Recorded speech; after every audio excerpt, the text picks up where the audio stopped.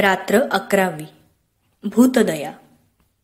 राम, तो दिवा बाजूला कर, माझ्या डोळ्यांवर उजेड नको, श्याम म्हणाला. आज बाहेर जरा पाऊस पडत होता. गार वारा वाहत होता, म्हणून मंडळी आतच बसली होती.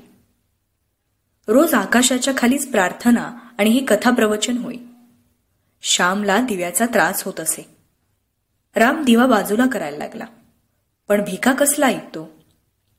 इथे दिवा असला म्हणजे तुमच्या तोंडावरचे हावभाव आम्हाला दिसतात. कानांनी ऐकतो आणि डोळ्यांनी बघतो. तुमच्या शब्दांचा परिणाम होतो, त्याचप्रमाणे तुमच्या तोंडावरच्या आविर्भावाचाही होतो. केवळ ऐकण्याने काम होत असते तर नाटक अंधारातही करता आले असते, भिका म्हणाला. मी काही नाटक नाही करत, माझ्या हृदयातील बोल तुम्हाला सांगतोय, श्याम म्हणाला. आम्ही नाटक नाही म्हणत, पण तुमच्या तोंडाकडेही पाहण्याने परिणाम होतो. रामतीर्थ जपानात बोलत, ते इंग्रजीत बोलत, पण इंग्रजी न जाणणारेही जपानी लोक व्याख्यान ऐकायला जात. रामतीर्थांच्या तोंडावरचे हावभाव जणू त्यांना सर्व समजावून देत, नामदेव म्हणाला. बर, असू दे दिवा, तुम्हाला ज्यात आनंद त्यातच मला, असं म्हणून श्यामने गोष्टीला सुरुवात केली. एके दिवशी लहानपणी आम्ही अंगणात खेळत होतो. तुळशीचं अंगण भलं मोठं लांब रुंद होतं. तुळशीच्या अंगणात एक उंचच उंच बेहळ्याचं झाड होतं. एकाएकी टप असा आवाज आला. मी आणि माझा धाकटा भाऊ कसला आवाज झाला ते पाहू लागलो. काहीतरी पडलं होतं खास. आम्ही सगळीकडे शोधू लागलो. शोधता शोधता झाडावरून पडलेलं एक पाखराचं लहानसं पिल्लू दिसलं. त्याची छाती धडधडत होती. फारच उंचावरून पडलं होतं ते.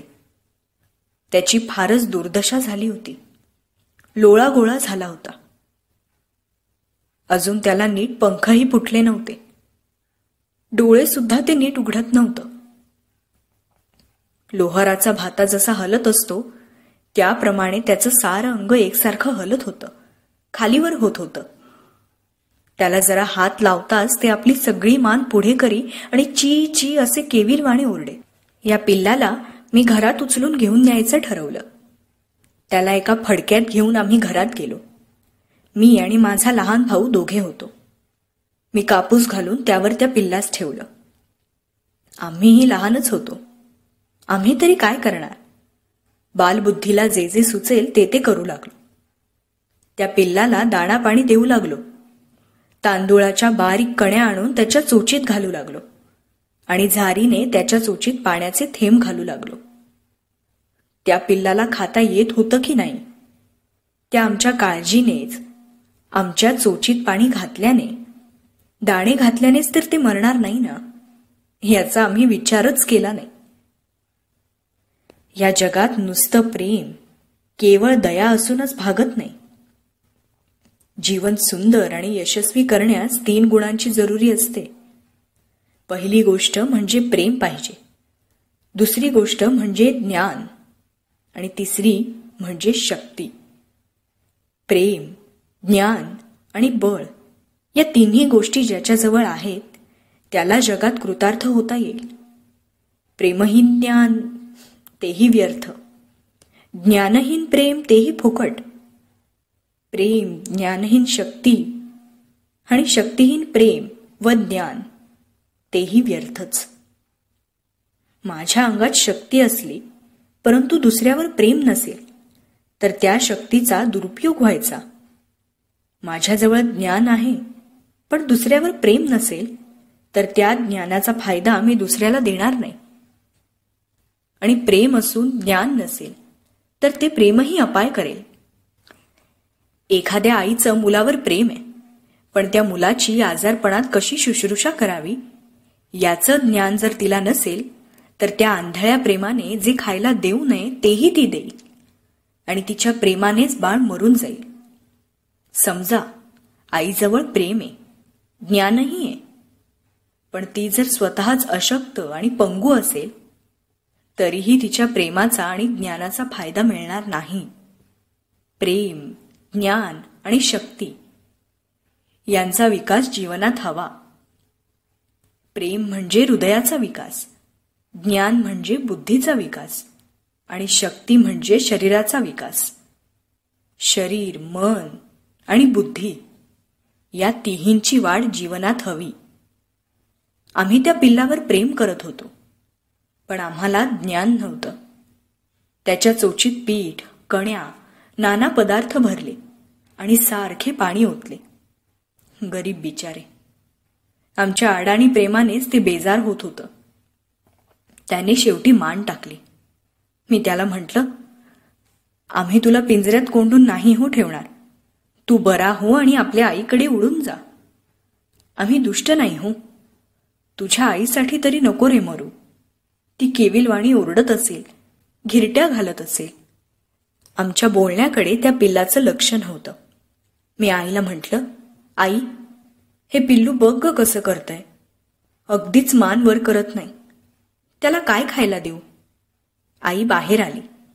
तिने पिल्लाला प्रेमळपणे हातात घेतलं आणि म्हणाली, श्याम, हे जगणार नाही हो. त्याला सुखाने मरू दे. त्याला एकसारखे हात नका लावू. त्याला वेदना होतात. फारच उंचावरून पडलं. गरीब बिचारं. असं म्हणून आईने ते पिल्लू खाली कापसावर ठेवलं आणि ती घरात कामकाज करायला निघून गेली. आम्ही त्या पिल्लाकडे पाहत होतो. शेवटी चोच वासून ते मरून पडलं. गेले. त्याचे प्राण गेले. त्याचे आई बाप, भाऊबंद कुणी त्याच्याजवळ नव्हतं. आम्हाला फार वाईट वाटलं. त्याला नीट पुरायचं असं आम्ही ठरवलं. आईला जाऊन विचारलं, आई, या पिल्लाला आम्ही कुठे पुरू? चांगलीशी जागा सांग ना. आई म्हणाली, त्या शेवंतीजवळ किंवा त्या मोगऱ्याजवळ पुरा. शेवंतीच्या झाडाला सुंदर फुलं येतील. मोगऱ्याची फुलं अधिकच तजेलदार दिसतील. कारण तुम्ही त्या पिल्लाला प्रेम दिलंय. ते प्रेम ते पिल्लू विसरणार नाही. त्या फुलांत तुमच्यासाठी ते येईल आणि तुम्हाला गोड वास देईल. मी म्हटलं, सोनसाखळीच्या त्या गोष्टीसारखं होय ना? सोनसाखळीला तिच्या आईने मारून पुरलं. त्यावर डाळिंबाचं झाड लावलं. पण सोनसाखळी बापाला भेटायला डाळिंबात आली. तसंच हे पिल्लू येईल, हो ना? मग शेवंतीची फुलं किती छान दिसतील. फारच वास येईल, नाही का ग आई? आई म्हणाली, जा लवकर पुरा त्याला. मेलेलं फार वेळ ठेवू नये. त्याला गुंडाळायला आम्हाला चांगलंच फडकं दे ना. मी म्हटलं. आईची एक जुनी फाटकी जरीची चोळी होती. त्या चोळीचा एक तुकडा आईने फाडून दिला. त्या रेशमी कापडात त्या पिल्लाला आम्ही घेतलं. जिथं फुलझाडं होती तिथं गेलो. शेवंती आणि मोगरे यांच्यामध्ये त्याच्यासाठी खळगी खणू लागलो. आमच्या डोळ्यातून पाणी गळत होतं. अश्रूंनी जमीन पवित्र होत होती. खळगी खणली. त्या खळगीत फुलं घातली.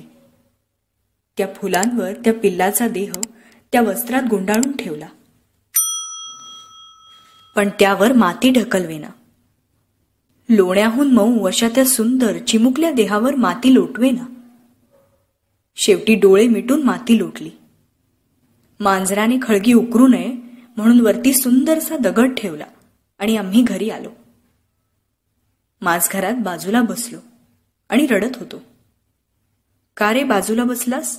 आईने विचारलं. आई, मी त्या पाखराचं सूतक धरणार आहे, मी म्हटलं. आई हसली आणि म्हणाली, अरे वेड्या, सूतक नको हो धरायला. मी म्हटलं, आपल्या घरातलं कोणी मेलं म्हणजे आपण धरतो ते? आई म्हणाली, माणूस कोणत्या तरी रोगाने मरतो. यासाठी त्याच्याजवळ असणाऱ्या मंडळींनी इतरांपासून काही दिवस दूर राहणं बरं. म्हणजे साथीचे रोग असतात, त्यांचे जंतू फैलावत नाही म्हणून सूतक पाळत असतात. त्या पाखराला का रोग होता? बिचारं वरून खाली पडलं आणि प्राणास मुकलं. आईचे शब्द ऐकून मला आश्चर्य वाटले. आई, तुला हे कोणी सांगितलं? मी विचारलं. आई म्हणाली, मागे एकदा ओटीवर ते कोण गृहस्थ आले होते ते नव्हते का बोलत? मी ऐकलं होतं आणि मला ते खरं वाटलं. जा आता, हातपाय धुवून ये म्हणजे झालं. वाईट नको वाटून घेऊस. तुम्ही त्याला प्रेम दिलं, चांगलं केलं. देवही तुमच्यावर प्रेम करेल. तुम्ही कधी आजारी पडलात आणि तुमची आई जवळ नसली तरी दुसऱ्या मित्रास उभं करील. देवाच्या लेकरास, कीड मुंगी, पशुपक्षी यांना जे द्याल ते शतपटीने वाढवून देवबाप्पा आणून देत असतो. पेरलेला एक दाणा भरलेलं कणीस घेऊन येतो. श्याम, तुम्ही पाखरावर प्रेम केलं, तसंच पुढे एकमेकांवर तुम्ही करा. नाहीतर पशुपक्ष्यांवर प्रेम कराल, पण आपल्याच भावांना पाण्यात पाहाल. तसं नका हो करू. तुम्ही सारी भावंड एकमेकांना कधीही विसरू नका. तुमची एकच बहीण आहे, तिला कधी अंतर देऊ नका. तिला भरपूर प्रेम द्या. आई हे सांगत असता गहीवरून आली होती. माझ्या वडिलांजवळ त्यांचे भाऊ कसे वागले हे का तिच्या डोळ्यांसमोर होतं? का ती नेहमी आजारी असे तरी तिच्या भावांनी तिला हवापालट करायला कधी नेलं नाही म्हणून तिला वाईट वाटत होतं? तिच्या भावना काहीही असोत, पण ती बोलली ते सत्य होतं. मुंग्यांना साखर घालतात, पण माणसांच्या मुंड्या मुरगळतात. मांजरं, पोपट यांवर प्रेम करतात, पण शेजारच्या भावावर, मनुष्यावर प्रेम करत नाही. हे आपण पाहत नाही का?